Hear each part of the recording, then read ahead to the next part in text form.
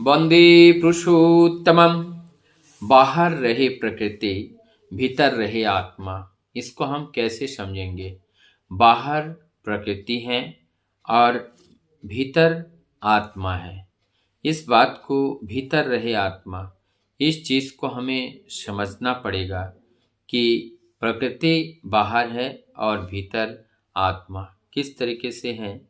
जैसे यहाँ पर हम लोग दर्पण का उदाहरण लेते हैं, दर्पण का उदाहरण लेते हैं, मिरर है, और मिरर के सामने जब हम खड़े हो जाते हैं तो खड़े होने पर दर्पण के अंदर सब दिखाई दे रहा है, जैसे वास्तव की तरह दिखाई दे रहे हैं। लेकिन वास्तव में जो हमारे सामने है, जिसमें हम अपने को देख रहे हैं, उसमें वास्तव में हम है नहीं, और वो केवल आईना ही आईना है, वहाँ मिरर ही मिरर है, वो दर्पण ही केवल वहाँ पर है और कुछ वहाँ पे है नहीं। लेकिन भ्रमवश वो दिखता है कि उसके अंदर सब कुछ है, तो ये एक तरीके का माया है। ऐसे ही हमारे इंद्रिय के द्वारा, जो हमारा इंद्रिय है, इंद्रियों को दिखता है कि यहाँ बहुत कुछ है, तो ये इंद्रिय के द्वारा जो दिखता है तो एक माया जाल का ये सृजन होते हैं। और जो आत्मा है वो इससे परे है, इसके बाहर जो है वो आत्मा है। आत्मा माने जो परम सत्य है, वो परम सत्य है, वो यहाँ से बाहर है। तो यहाँ पे कह रहे हैं बाहर रहे प्रकृति और भीतर रहे आत्मा। जो हम ये जो बाहर जो भी चीजें हैं ये प्रकृति हैं। बाहर मतलब हमारी इन शरीर से हम जो कुछ भी देख रहे हैं इस प्रकृति में, तो इस प्रकृति के साथ जो हम जुड़े हुए हैं, तो जुड़े हुए ये जो हम जुड़ते हैं, जो जुड़े हुए हैं, ये सब इल्यूजन है। हम किन से जुड़े हुए हैं? यदि हमारी आंख नहीं देखती और आंख अगर उनसे संपर्क नहीं बनाता तो उनकी इंफॉर्मेशन हमारे पास नहीं आती। हमारी जो नाक है, सुगंध अगर नहीं लेती तो उससे संपर्क, हमारी कनेक्टिविटी नहीं होती। ये रसना इंद्रिय उनसे नहीं लेती तो उसका संपर्क हमसे नहीं होता। यदि स्पर्श करके नहीं पता होता तो हम वो संपर्क नहीं होता। हमारे कर्ण इंद्रिय अगर उसको सुन करके नहीं लेता तो उनके प्रति हमारा आकर्षण नहीं रहता। तो इसका मतलब ये जो हम दिखाई दे रहे हैं कि बाहर रहे जो प्रकृति और भीतर रहे आत्मा, तो ये जो बाहर जो संपर्क स्थापित हो रहा है ये प्रकृति के साथ, ये अपने देही का, क्योंकि हम प्रकृति के एक पार्ट है, तो ये एक संपर्क इससे हो जाता है। लेकिन और जो संपर्क तो हम सारा जीवन इनसे कर जाते हैं, लेकिन इनसे परे हैं, इनसे परे हैं, और वो है आत्मा, वो है चेतना, परम चेतना है, परम सत्य है। उस परम सत्य को हम कैसे उजागर करेंगे?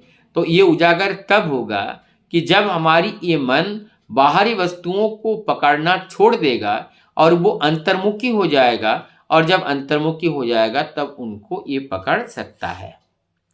यहां क्या कह रहे हैं कि यथा एवा आदर्श मध्यस्ते रूपे अंता ये परित अस्तु सह। यहां कहते हैं जैसे दर्पण में जो कुछ भी परिलक्षित हो रहा होता है वो वास्तव में भीतर बाहर होता दर्पण मात्र हैं, और वो केवल दर्पण मात्र हैं।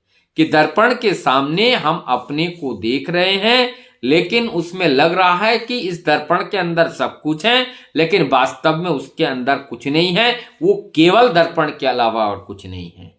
फिर आगे कहते हैं तथा एवा अस्मिन शरीरे अंत परितः परमेश्वर। तो ये कहते हैं कि इंद्रिय से प्रतीत होते हुए इस संसार के भीतर बाहर केवल परमेश्वर ही है।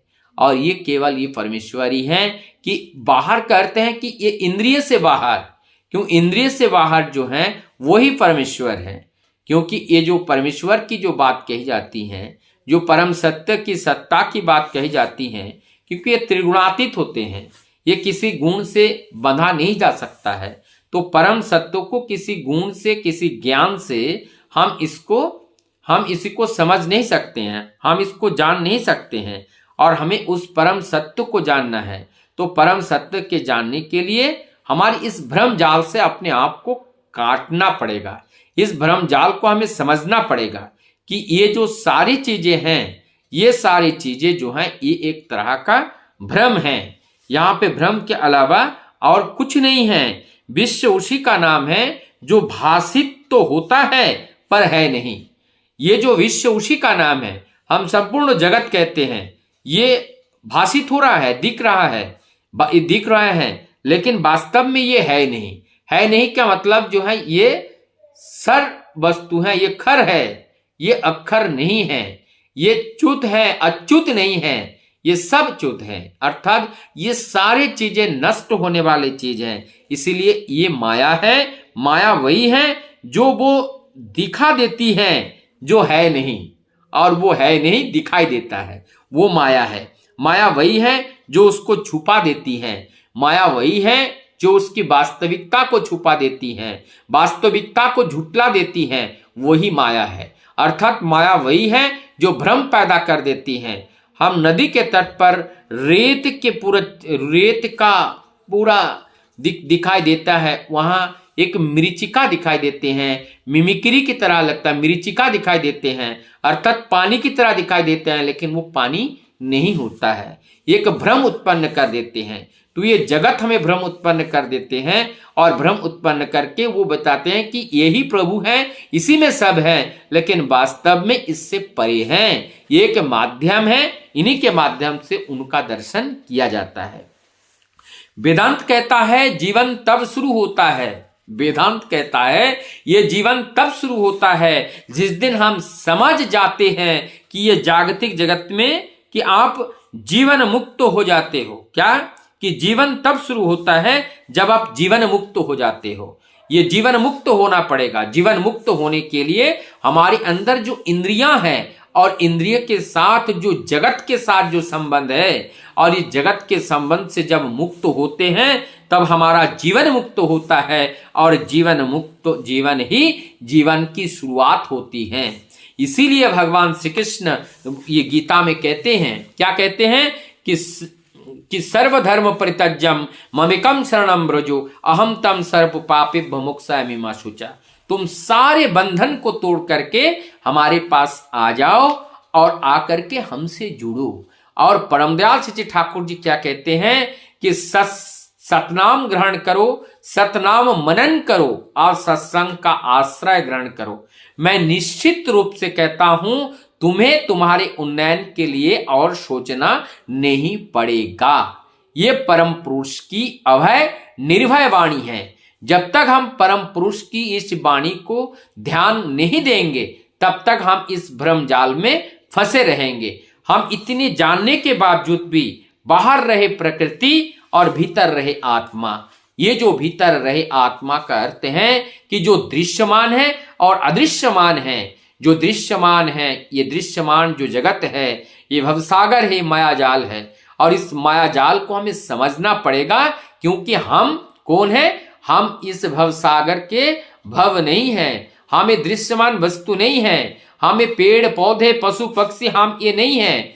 हम जो है शुद्ध आत्मा है, हम परमात्मा हैं। अशुद्ध आत्मा क्या क्यों कहा गया? क्योंकि जिसको जीवात्मा कहते हैं वो अशुद्ध है। इसका मतलब क्योंकि उसमें क्या है, उसमें वृत्तियां उसमें जकड़ा हुआ है, इसलिए वो अहंकार है। वास्तव में जीवात्मा अहंकार की वस्तु है, वो अहंकार है और वो मुक्त नहीं है। जीवात्मा वो मुक्त नहीं है, और वो मुक्त जो है वो वास्तव में आत्मा होते हैं। और वो परम इसलिए कहा जाता है कि अगर हम जीवात्मा और परमात्मा ना कहे तो यहाँ पे जीवात्मा और परमात्मा हम एक समझ लेते हैं। तो ये परम का अर्थ होते हैं श्रेष्ठ आत्मा। और श्रेष्ठ आत्मा जिसको हम जीवात्मा कहते हैं कि हाँ, अगर हमारे अंदर से वो मैल सब दूर हो जाए तो वो जो परमात्मा की जो कैरेक्टर है वो कैरेक्टर हमारे अंदर जागृत हो जाते हैं, तो उस परमात्मा की आभास हमारे अंदर होने लगती है।